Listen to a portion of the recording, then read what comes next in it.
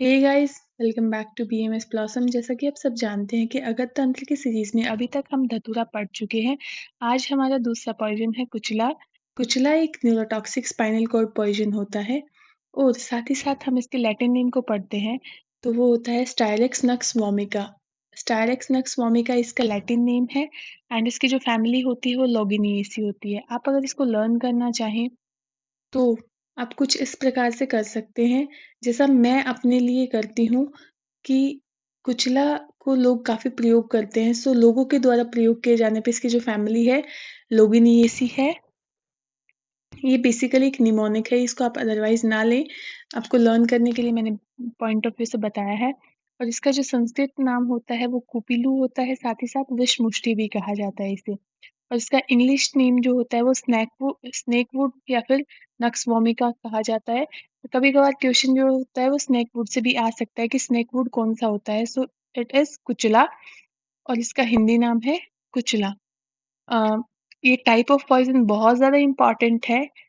आप लर्न कर सकते हैं, ये स्टायरक्स नक्स वोमिका जो है वो स्पाइनल कॉर्ड पे वर्क करता है पॉइज़निंग के केस में। सो इसका जो टाइप ऑफ पॉइज़न है वो न्यूरोटॉक्सिक स्पाइनल कॉर्ड पॉइज़न होता है। आप ऐसे लर्न कर सकते हैं, एस से स्टायरेक्स, एस से स्पाइनल कॉर्ड। जो स्टायरेक्स होता है वो स्पाइनल कॉर्ड पे काम करता है। अगर हम कोई भी पॉइज़न को पढ़ रहे हैं तो हमें पता होना चाहिए कि वो हमें कैसे प्राप्त हो रहा है। सो हम उसकी मॉर्फोलॉजी के बारे में बात करेंगे।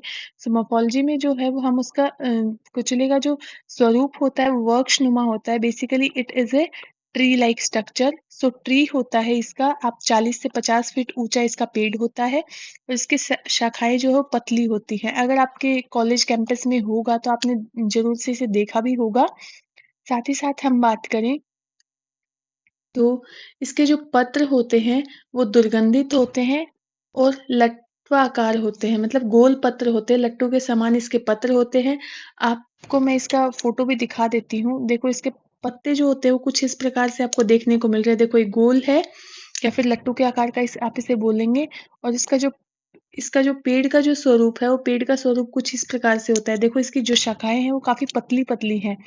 सो बेसिकली इसीलिए इसको बोला है कि इसकी शाखाएं जो है वो पतली होती हैं।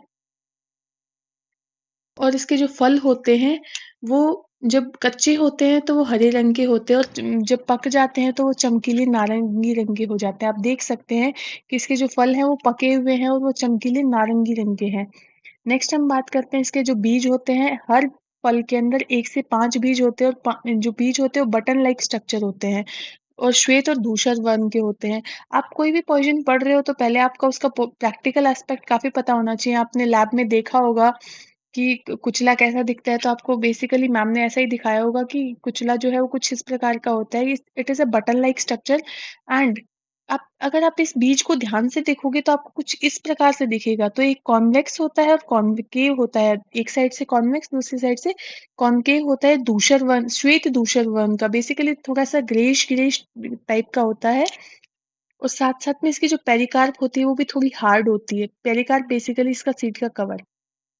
अगर हम पूरे पॉइज़न में बात करें कि इसका टॉक्सिक पार्ट क्या होता है, क्योंकि हमें बेसिकली पॉइज़न तो वहीं से मिल रहा है। सो इसका जो टॉक्सिक पार्ट होता है वो सीड होता है कुचला का।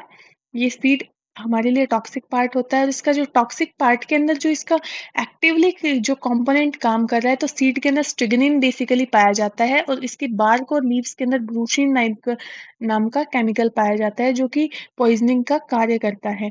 कोई भी विष है तो हमें उसके गुण, रस, वीर्य, विपाक सब जानने होते हैं। तो विष के गुण आपने पढ़े होंगे, लघु, रूक्ष, ऊष्म, तीक्ष्ण तथा सूक्ष्म, ये वाला श्लोक। सो जो इसके गुण होते हैं वो रूक्ष, लघु और तीक्ष्ण होते हैं और इसका जो रस होता है वो कटु और तिक्त होता है। वीर्य उष्ण होता है और विपाक क्या होता है? कटु होता है। आपको विष के जो गुण का श्लोक है मेरे ख्याल से आपको पहले से याद होगा, ना होगा तो भी आप उसको लर्न कीजिए क्योंकि वो काफ़ी इम्पोर्टेंट श्लोक है। सो विष के गुण हमेशा यही रहते हैं, कभी-कभार एक्सेप्शंस में आते हैं। तो वो रश्मि और विपाक में आता है। वो मैं आपको नेक्स्ट वीडियो में बताऊँगी किस-किस में एक्सेप्शन है। अगर हम इसके मोड ऑफ एक्शन का बात करें, तो मोड ऑफ एक्शन में क्या होता है कि जो एक्टिव प्रिंसिपल होता है वही कार्य करेगा, सो वो वर्क करेगा। स्टिग्निन क्या बेसिकली ये कहाँ पे काम कर रहा था? ये स्पाइनल कॉर्ड पे काम कर रहा था। मैंने आपको फर्स्ट लाइन में स्लाइड में लर्न कराया था। तो ये क्या करता है, स्पाइनल कॉर्ड की रेंसो सेल्स को ब्लॉक कर देता है। उन सेल्स को ब्लॉक कर देगा तो उन सेल का काम क्या होता है, रिफ्लेक्स एक्शन को कंट्रोल करना, सेंसरी और मोटर न्यूरॉन को कंट्रोल करना। तो कोई भी मतलब ये ब्लॉक होने के बाद में अपन को कोई भी थोड़ी सी नॉइज होगी, लाइट होगी या फिर एयर होगी, अगर कुछ भी ऐसा हमारे सराउंडिंग में प्रोड्यूस होता है तो हमारी बॉडी के अंदर कन्वल्जन्स प्रोड्यूस होने स्टार्ट हो जाएंगे।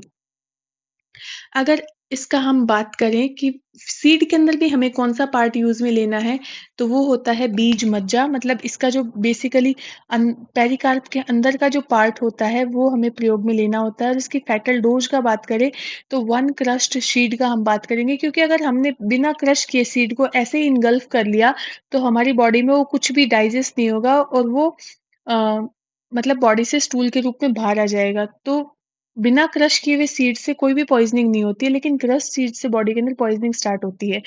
अगर हम इसके फेटल पीरियड का मतलब कितनी देर में कार्य स्टार्ट करेगा अपनी बॉडी में, तो फ्यू आवर्स में कार्य स्टार्ट कर देगा। 2 से 3 घंटे आप मान के चलें। अगर इस पॉइज़निंग के साइन एंड सिम्पटम हम हमारी बॉडी के ऊपर देखें, तो जो भी पॉइज़न है वो बिटर इन टेस्ट होता है। ये तो आपको पता ही है कि मतलब मीठा विष भी होता है, वो वत्सनाभ होता है, वो मैं आपको अनदर एपिसोड में बताऊँगी। और इस पॉइज़निंग के बाद में आपको एंग्ज़ायटी मतलब थोड़ी-सी लाइक बॉडी के अंदर बेचैनी काइंड ऑफ महसूस होगी।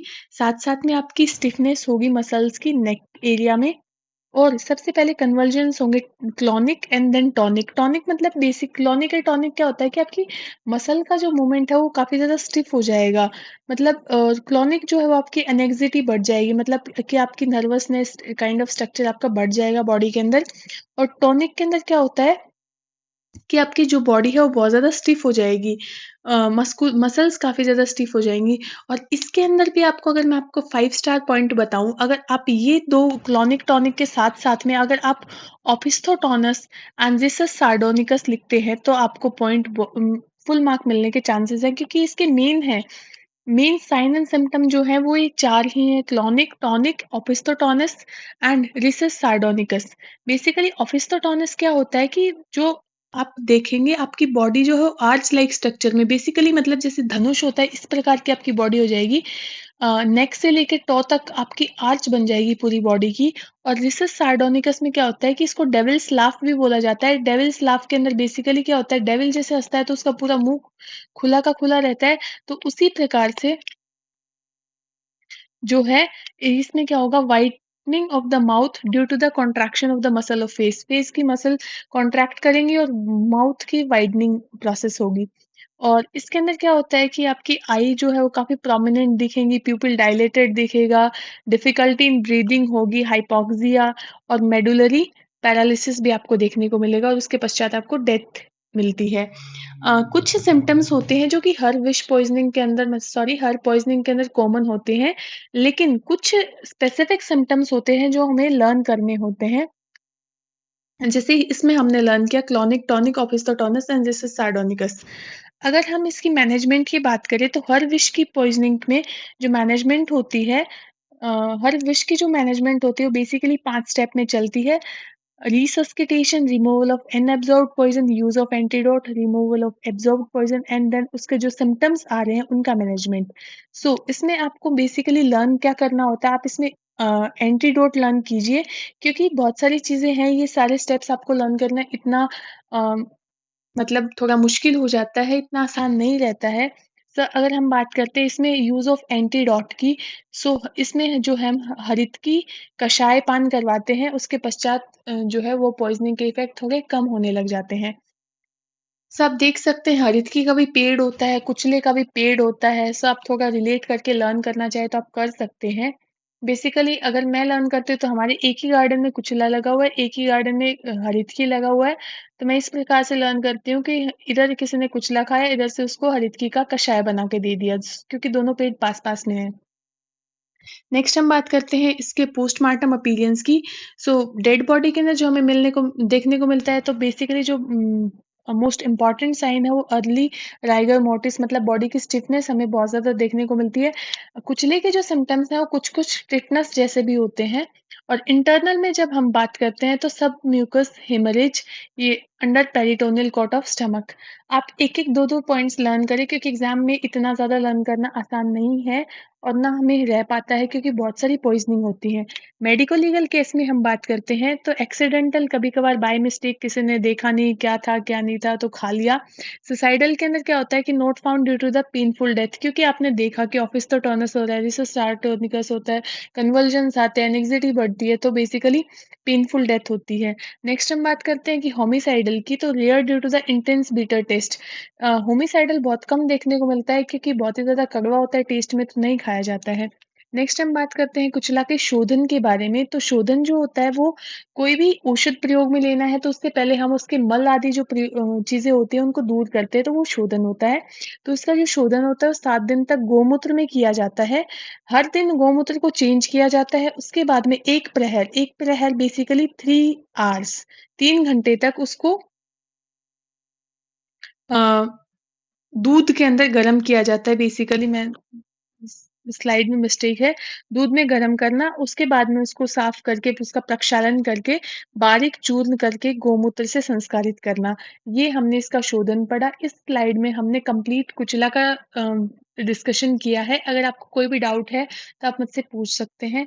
Thank you for watching. अगर आपको मेरे वीडियो पसंद आते हैं so please like share and